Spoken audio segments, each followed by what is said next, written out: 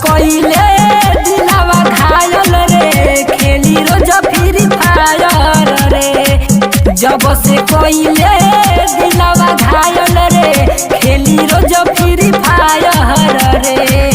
अखिया जागता नींद न लागता, अखिया जागता नींद न लागता, कोरी रात दिन फायर रे।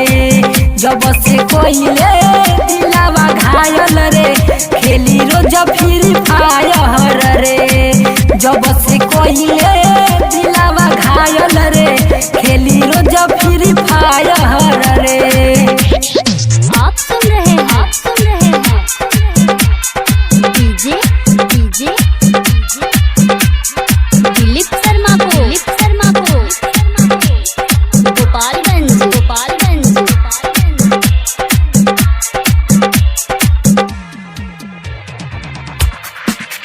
दिन भरवा घरवा छोड़ी रही भागल रे हो प्यार कोइनी तोहरा से भइनी पागल रे।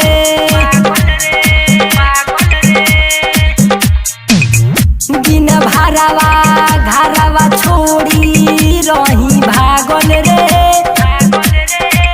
हो प्यार कोइनी तोहरा से भइनी पागल रे।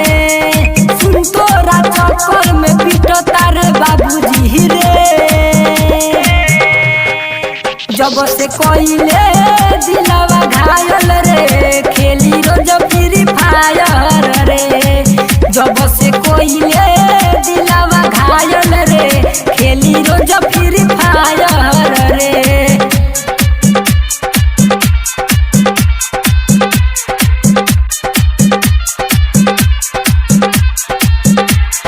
दिलीप शर्मा गोपालगंज।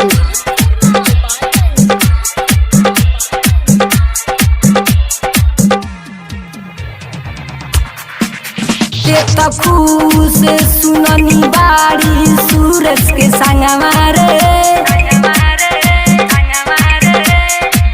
हुआ के देखू पियतानी विसकिया रामावा रे।